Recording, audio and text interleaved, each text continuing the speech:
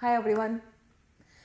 हम सब लोगों को सबसे फालतू का जो खर्चा लगता है अपने पूरे साल भर की खर्चों में, वो लगता है इनकम टैक्स। क्योंकि हमें लगता है कि उससे हमें कुछ डायरेक्टली तो बेनिफिट होता नहीं है, इनडायरेक्टली भी होता है, बट हम उसको कनेक्ट नहीं कर पाते मोस्ट ऑफ द टाइम।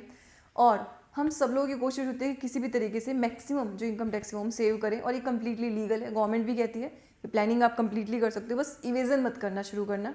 ये हाफ नॉलेज की वजह से हम लोग बहुत सारी ऐसी टैक्टिक्स अपना लेते हैं जिससे हम लोग बेनिफिट की बजाय अपना उल्टा नुकसान कर लेते हैं। तो वही गलतियाँ और वही मिस्टेक्स जो है मैं डिस्कस करने वाली हूँ इस वीडियो के अंदर, जिनके थ्रू हम इनकम टैक्स बचाने की कोशिश करते हैं बट एक्चुअली हम लोग उल्टा कर देते हैं। कई बार ज़्यादा पे कर देते हैं। कई बार क्या होता है कि हम लोग इनकम टैक्स पे इनकम टैक्स तो बचा लेते हैं, लेकिन बाकी जगह हम लोग उससे बड़ा नुकसान करवा लेते हैं अपना। इसमें सबसे पहली चीज़ आती है अपनी इनकम को प्रॉपरली स्ट्रक्चर ना करना। और इसका रीज़न ये होता है कि हमें पता नहीं होता कि हमें इनकम किस तरीके से स्ट्रक्चर करनी है। सो फॉर एग्जांपल, अगर आप बिजनेस में हैं तो आप प्रिजम्पटिव टैक्सेशन का फ़ायदा उठा सकते हैं, बट बहुत सारे लोगों को ये चीज़ नहीं पता होती। और स्पेसिफिकली जो लोग प्रोफेशनल्स से अपनी रिटर्न फाइल नहीं करवाते तो वो लोग गलत ही कर लेते हैं कई बार। तो आपकी जो इनकम है उसको आप प्रिजम्पटिव टैक्सेशन में अगर लेके जाते हैं तो आपको टोटल रिसीट्स का सिर्फ 8% इनकम माना जाता है। अगर आपकी सारी ट्रांजैक्शन ऑनलाइन है तो ये 8% भी 6% हो सकता है। तो 6% टैक्स नहीं है, 6% सिर्फ रिसीट्स का इनकम माना जाएगा।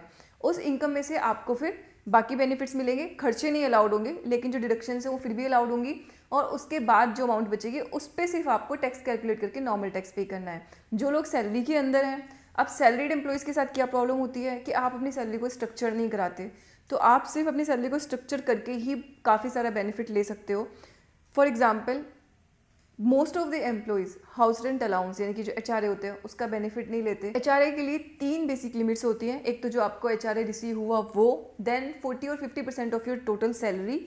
अगर आप मेट्रो सिटीज़ में रहते हैं, दिल्ली, मुंबई, कलकत्ता एंड मद्रास, तो फिर आपका 50% ऑफ सैलरी होता है। और अगर आप अदर सिटीज़ में रहते हैं अदर देन मेट्रो सिटीज़, तो आपका 40% ऑफ सैलरी होता है। और rent paid minus 1/10 of salary. तो यहाँ पे आपको एक चीज़ समझ में आ गई कि अगर आप सैलरी में HRA ले रहे हो तो जब तक आप रेंट पे नहीं कर रहे तब तक आपको उसका बेनिफिट नहीं मिलेगा। बट अगर आप एक्चुअली रेंट पे करते हो तो फिर आप उसका बेनिफिट ले सकते हो। यहाँ पे एक इंपॉर्टेंट चीज़ ये भी है कि रेंट पे करने में ये नहीं है कि आपका अगर अपना घर है तो आप नहीं बोल सकते कि आपने रेंट पे किया। आपका अगर किसी और सिटी के अंदर घर है अपना खुद का, लेकिन आपको अपने एम्प्लॉयमेंट की वजह से कहीं और रहना पड़ता है, तो भी आप HRA क्लेम कर सकते हो। और अगर आप अपने पेरेंट्स या अपने स्पाउस के घर में रहते हो तो फिर उस केस में भी आप HRA क्लेम कर सकते हो, यानी कि आप रेंट पेड उनको भी दिखा सकते हो, भले वो रिलेटिव है तो भी दिखा सकते हो। बस इसमें आप इस बात का ध्यान रखना कि जो आप उनको रेंट पेड दिखाएंगे या आप जो उनको रेंट पे करेंगे वो बेसिकली उनकी खुद की इनकम के अंदर ऐड हो जाएगा। तो उनकी अगर टैक्सेबल इनकम बिल्कुल भी नहीं है तो कोई बहुत बड़ा फ़र्क नहीं पड़ेगा इससे। लेकिन अगर वो लोग भी अर्निंग है और उनकी अच्छी खासी एक टैक्सेबल इनकम है तो फिर आपको इस प्लानिंग का कोई फ़ायदा नहीं होगा। तो HRA आप अपनी सैलरी के अंदर दिखा सकते हो। अगर आपने कोई हाउसिंग लोन लिया है तो उसका बेनिफिट आपको ATC में ऑलरेडी मिलता है। देन उसके अलावा भी कुछ फ्री अलाउंसेस हैं जो आपको मिलते हैं, कुछ परक्विजिट्स हैं। तो आप अपनी सैलरी का स्ट्रक्चर वो सारी चीज़ें इंक्लूड करके इस तरीके से बना सकते हैं ताकि आपको मैक्सिमम बेनिफिट उसका मिले। इसके बाद जो सेकंड मिस्टेक आती है वो मिस्टेक आती है टैक्स बचाने के चक्कर में गलत प्रोडक्ट्स के अंदर इन्वेस्टमेंट कर देना। This is another problem. तो हम लोग को काफ़ी टाइम से गवर्नमेंट ने ये सिखाया कि भाई आपको अगर टैक्स सेव करना है तो आप इस प्रोडक्ट में इन्वेस्ट कर लो, इस प्रोडक्ट में इन्वेस्ट कर लो। इसमें जो वर्स्ट प्रोडक्ट्स आते हैं वो आते हैं जैसे PPF एंड आपकी 5 साल की जो FD होती है जिस पे इंटरेस्ट रेट बहुत कम है, फिर उसके ऊपर जो इंटरेस्ट मिला वो अलग से टैक्सेबल है और उसका लॉक इन पीरियड भी ज़्यादा है। अपार्ट फ्रॉम दिस, अगर आप उस अमाउंट को ELSS में इन्वेस्ट करेंगे तो एक तो आपको मार्केट के हिसाब से रिटर्न मिलेगी, तो जो ऑब्वियसली FD से ज़्यादा ही होती है। देन यहाँ पे सेकंड, उसका जो कैपिटल गेन होगा वो भी एग्जेम्प्टेड होगा अप टू 1 लाख रुपीज़। तो 1 लाख रुपीज़ से ज़्यादा है तो टैक्सेबल होगा, but up to 1 lakh rupees का कैपिटल गेन भी एग्जेम्प्ट है। और उसका लॉक इन पीरियड भी सिर्फ 3 साल का है, जो कि जितने भी इन्वेस्टमेंट प्रोडक्ट्स उसमें सबसे कम है। तो यहाँ पे आप एक सही प्रोडक्ट चूज़ करो। और अगर आपको इनकम टैक्स बचाने के लिए ऐसा प्रोडक्ट चूज़ करना पड़ा है जिसकी वजह से आपकी रिटर्न बिल्कुल ही खत्म हो रही है, तो आपको 8 या 9% का रिटर्न मिल रहा है, जबकि आपको दिख रहा है कि मार्केट में आप बाकी किसी चीज़ में इन्वेस्ट करके आप बहुत ज़्यादा रिटर्न ले सकते हो, लाइक 13, 14, 15, 20 तक भी ले सकते हो कुछ केसेस में। तो फिर बेटर है कि इस तरह के प्रोडक्ट्स को डिच करके आप वहाँ पे शिफ्ट कर लो। इसके बाद जो थर्ड काफ़ी बड़ी मिस्टेक आती है वो आती है सही स्कीम चूज़ ना करना। और ये स्पेसिफिकली सैलरी वालों पे ज़्यादा अप्लाई होगा ये वाला प्रोविज़न। अगर आपकी 7.5 लाख रुपये तक की सैलरी है तो आपको सिंपल एंड प्लेन नई स्कीम पे जाना है, आपको सोचने की ज़रूरत ही नहीं है क्योंकि आपका टैक्स ज़ीरो है, तो आपको दिमाग लगाने की उसमें ज़्यादा ज़रूरत ही नहीं है। अगर आप सैलरीड नहीं हो तो फिर आपको स्टैंडर्ड डिडक्शन सिर्फ नहीं मिलेगी, बट 7 लाख तक की इनकम आपकी तब भी एग्जेम्प्ट होगी। तो अगर आप अपनी कंपनी के अंदर डायरेक्टर हो, खुद की कंपनी के अंदर, तो ध्यान रखिए आप सैलरी भी विड्रॉ कर सकते हो। तो वहाँ पे आपको ज़्यादा फायदा इसमें है कि जो बिज़नेस के प्रॉफिट्स हैं वो तो एक अलग चीज़ है, बट आप अपनी कंपनी से सैलरी विड्रॉ करें एज एन एग्जीक्यूटिव डायरेक्टर, और उससे क्या होगा, आपको 7 लाख तक की सैलरी और 50,000 की स्टैंडर्ड डिडक्शन, यानी कि 7.5 लाख तक की जो आपकी सैलरी है वो आपकी यहाँ पे आपको कंप्लीटली एग्जेम्प्ट हो जाएगी। तो ये स्ट्रक्चरिंग वाले पार्ट में भी आ गई कि मैं अगर बिजनेस ऑनर भी हूँ तो मुझे अपनी जो रिसीट्स है उनको किस तरीके से स्ट्रक्चर करना है, उसका भी ये पार्ट हो गई, और सही और गलत स्कीम सेलेक्ट करने का भी। अब अगर आपने हाउसिंग लोन ले ही रखा है या फिर आपने कुछ इन्वेस्टमेंट्स जो ऑलरेडी पकड़ ही रखे हैं, तो फिर आप पुरानी स्कीम में भी जा सकते हैं, लेकिन उसकी एक लिमिट है। वो सारे बेनिफिट्स अगर आप 100% भी लेते हैं तो एक लिमिट के बाद वो बेनिफिट्स ऑफकोर्स खत्म ही हो जाएंगे, और फिर आपको न्यू जो स्कीम है उसी में आपको ज़्यादा बेनिफिट होगा।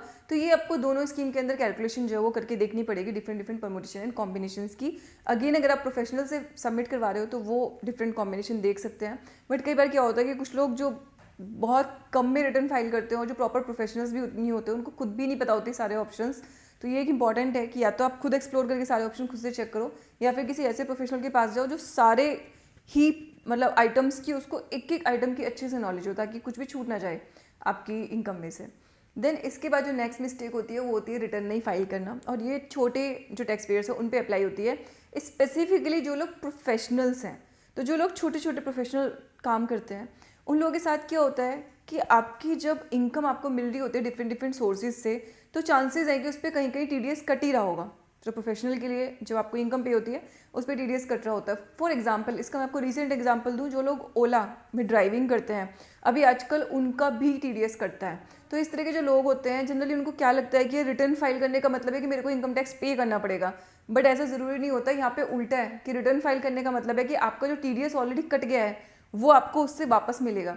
तो ये आपको एक बार चेक कर लेना चाहिए कि आपका कोई टीडीएस वगैरह तो नहीं कटा, और अगर वो कटा है तो आपको ज़रूर रिटर्न फाइल करनी चाहिए, क्योंकि रिटर्न फाइल करने से आपकी एक तो हिस्ट्री क्रिएट होती है इनकम की, आपकी कैपिटल उससे क्रिएट होती है। तो आगे आने वाले कुछ टाइम के बाद अगर आप बैंक में लोन के लिए जाएंगे तो वो रिटर्न आपके बहुत कम आएगी, आपको वहाँ से एक अच्छा फाइनेंस मिल सकता है, लोन की सोर्स आपकी बनती है।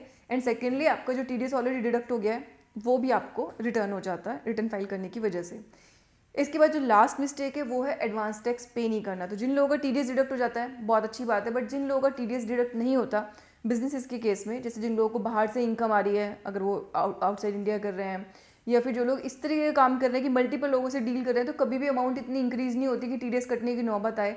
तो जनरली उन लोगों को एडवांस टैक्स ज़रूर पे करना चाहिए, क्योंकि एडवांस टैक्स अगर आप पे नहीं करते तो आपका इंटरेस्ट काफ़ी सारा कैलकुलेट हो जाता है, और साल के एंड में आप सोचोगे कि जब रिटर्न फाइल करने के टाइम पे इसको पे करोगे तो आपकी एक बहुत बड़ी इंटरेस्ट की इनकम बन चुकी होगी सिर्फ इंटरेस्ट की वजह से इस पर, जो आपने एडवांस टैक्स पे नहीं किया। तो ध्यान रखिए आपको फर्स्ट क्वार्टर से ही एडवांस टैक्स पेमेंट की लायबिलिटी आने लगती है। तो जितनी जितनी आप अर्न करते जा रहे हैं इनकम, उसके हिसाब से आपको तभी एडवांस टैक्स पे कर देना चाहिए, अदरवाइज अननेसेसरी आपको इंटरेस्ट की अमाउंट पे करनी पड़ती है। तो ये वो कॉमन सी मिस्टेक्स थी जो मोस्टली जो टैक्स पेयर्स हैं वो करते हैं। आई होप ये वीडियो आपके लिए यूज़फुल रही होगी। Thank you so much.